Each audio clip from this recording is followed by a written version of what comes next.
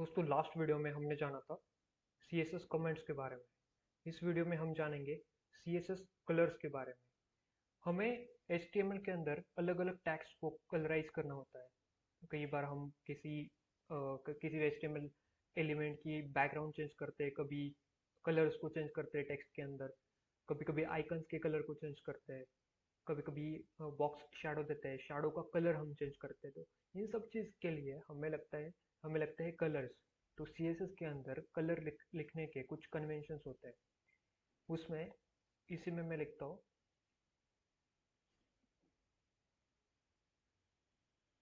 तो इसमें पहला कन्वेंशन आता है RGB। इसका मतलब क्या होता है?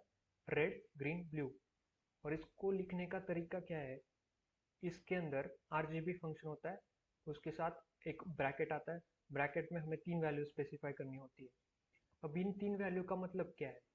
पहली वैल्यू का मतलब है रेड का प्रोपोर्शन कितना है उस कलर में, और दूसरी वैल्यू का मतलब है ग्रीन का प्रोपोर्शन कितना है, और तीसरा पैरामीटर का मतलब है ब्लू का प्रोपोर्शन कितना है। आपको सभी को पता ही होगा कि दुनिया में जितने भी कलर बने वो इन तीनों प्राइमरी कलर से बने हैं। ऐसा कोई कलर पैदा ही नहीं हुआ कि जो जिनमें इन तीनों में से किसी एक का प्रोपोर्शन नहीं है। तो दुनिया में कोई भी कलर हम इसके अलग अलग प्रोपोर्शन से मिक्स करके बना सकते हैं। तो इसलिए हम इस पर्टिकुलर फंक्शन का यूज करते हैं RGB। तो यहाँ पर यूज करके देखेंगे RGB। तो मैंने यहाँ पर बैकग्राउंड कलर ब्राउन दिया था, अब मैं RGB के फॉर्म में लिखता हूँ RGB। तो रेड ग्रीन ब्लू, और मैंने वैल्यू स्पेसिफाई की। आपको पता होगा कि जो वैल्यूज हम स्पेसिफाई करते हैं RGB फंक्शन में, वो वैल्यू 0 से बड़े होने चाहिए और 255 से कम होनी चाहिए। तो 0 और 255, 0 to 255, it's a range of RGB function. It's a range of RGB functions parameter. Okay, so मैंने first parameter that is red proportion मैंने दिया 12। फिर उसके बाद मैंने ग्रीन का प्रोपोर्शन दिया 144, और मैंने जो ब्लू है उसका प्रोपोर्शन दिया मैंने 45। अब क्योंकि यहाँ पर ग्रीन का प्रोपोर्शन ज्यादा है, तो इसलिए नेचुरली जो कलर इमर्ज होगा, कलर इससे बनेगा, इस प्रोपोर्शन से बनेगा, वो ग्रीनिश होगा। अगर इसका प्रोपोर्शन में अगर 144 है, तो इसका प्रोपोर्शन में 245 करता हूँ। तो देखो ब्लू का प्रोपोर्शन बढ़ाने के बाद ये ओवरऑल जो कलर बना वो ग्रीन है, सॉरी ब्लू है। तो इस तरह से हम इस चीज को करते हैं। तो मैं इस चीज को ऐसे ही रखता हूँ और इसको सेव करके एक बार देखते हैं। इस तरह से इस टैग का जो बैकग्राउंड कलर है वो ब्लू बन गया है। मतलब ब्लू नहीं बोल सकते इसको, इस RGB कलर में जो प्रोपोर्शंस डालने के बाद जो कलर बना है वो बन गया है। अब हम आते हैं RGBA की तरफ।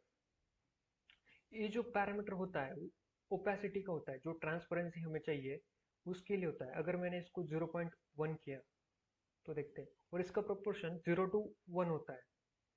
तो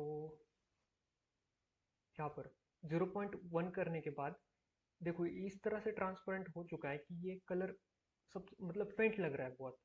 अगर मैं इसका प्रोपोर्शन थोड़ा सा इंक्रीज कर देता हूँ तो आपको दिखेगा क्लियरली कि एक्चुअली हो क्या रहा है। तो ये अभी भी फेंट है, लेकिन 0.1 वाले से बेटर है। तो जैसे जैसे हम 1 की तरफ बढ़ते हैं, 0.1 से लेके 1 की तरफ हम बढ़ते हैं, वैसे वैसे वैसे उसकी ओपेसिटी कम होती है। मतलब कलर ज़्यादा डार्क होता है। और जैसे जैसे हम पीछे आते हैं तब वैसे हमारा कलर फेंट हो जाता है। तो इस तरह से RGBA वर्क करता है। अब अगले कन्वेंशन के बारे में वो बात करते हैं। अगला कन्वेंशन है हेक्साडेसिमल।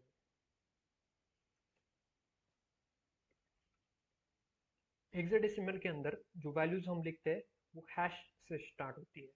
और इसके अंदर हम जो वैल्यूज लिखते हैं हैश के बाद, वो 6 डिजिट से ज्यादा नहीं होनी चाहिए। 6 डिजिट और F तक के लेटर, मतलब A से लेके F तक के लेटर। हेक्साडेसिमल मतलब 15 अलग अलग कॉम्बिनेशन, राइट। तो यहाँ पर हम क्या करते हैं, 1 2 3 4 5 6, इस तरह से हमने कोई कलर फॉर्म किया। और हमें पता है हेक्साडेसिमल में वैल्यूज 1 से लेके F तक होता है, राइट। तो इसके अंदर हम 1 से लेके F तक, मतलब 1 2 3 4 5 6 7 8 9 10, 8 9, फिर उसके बाद ABCD करके हम लिखते हैं। एफ तक। आगे हम इसकी और गहराई से बात करते हैं।